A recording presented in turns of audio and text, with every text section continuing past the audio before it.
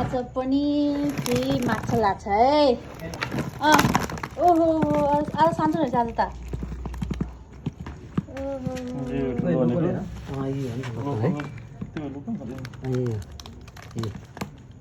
local है ठुलो भाइले 2 किलो 1 पाउ 300 ग्राम हुन्छ नि माछा त ल्याइदिनु फोटो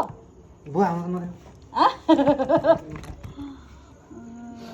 माछा खाने भयो हामी त आमा